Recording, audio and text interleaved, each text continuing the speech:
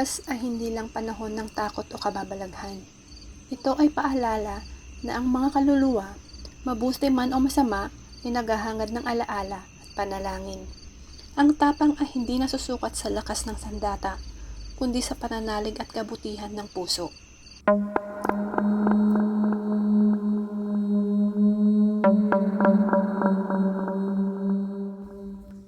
Mahal kong Miss Kais, magandang gabi po.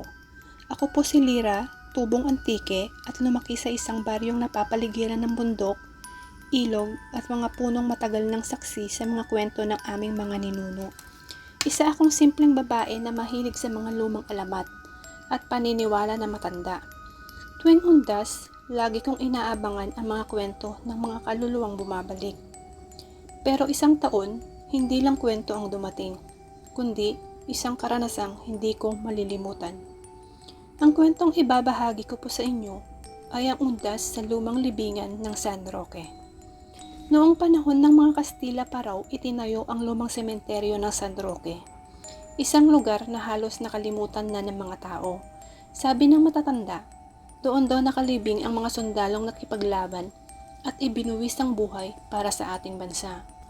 Ngunit, sila na lang ay basta inilibing at hindi na nabigyan ng maayos na dasal. Kaya sa tuwing sasapit ng undas, ayon sa mga saksi, may mga nakikita silang mga ilaw na parang alitap-tap na lumilipad at umiikot sa bawat nicho. At sa katahimikan ng paligid, may mga naririnig silang tila kakaibang huni ng bulong na parang hangin pero may tinig ng tao. Taong 1998, undas noon Miss Kai at ako'y nasa 16 na taong gulang pa lamang noon.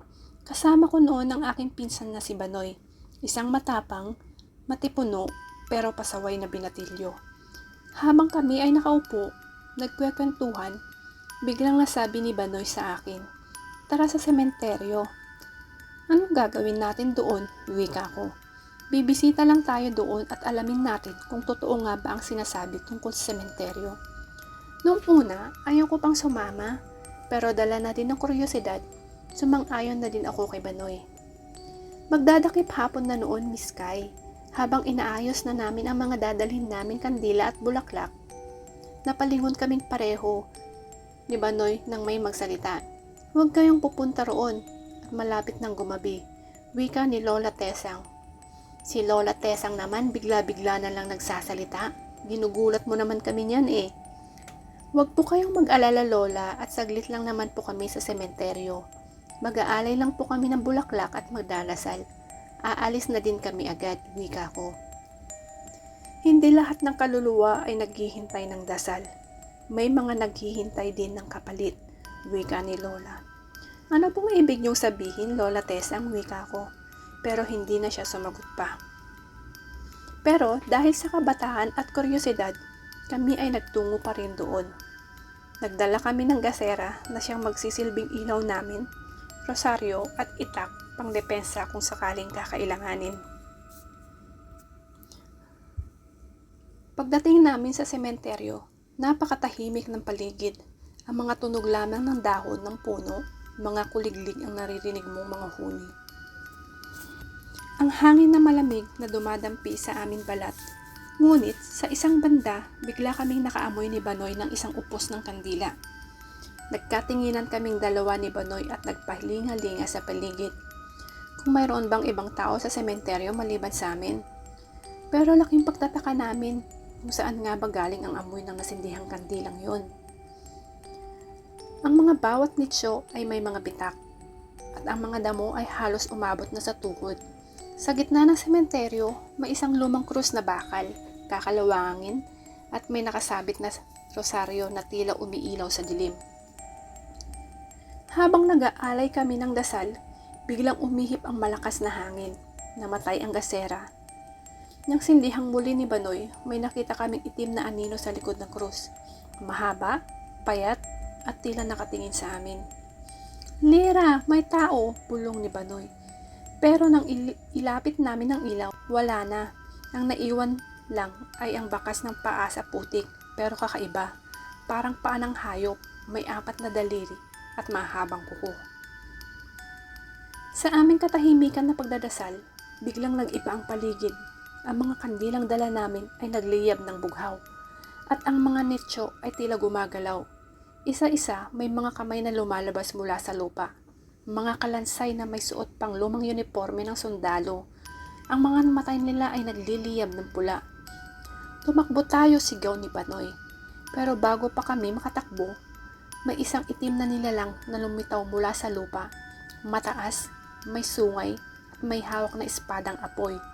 Ang tinig nito ay parang halakhak ng libo-libong kaluluwa. Ako si General Kathal, tagapangalaga ng kaluluwang nakalimutan. Sino ang nanggambala sa aming katahimikan? Hindi ko alam kung saan ko nakukuha ang lakas ng loob, pero hinugot ko ang rosaryo ni Lola at itinaas ito. Hindi kami kaaway. Nais lang naming magdasal, sigaw ko. Ngunit, tumawa ang nilalang. Dasal?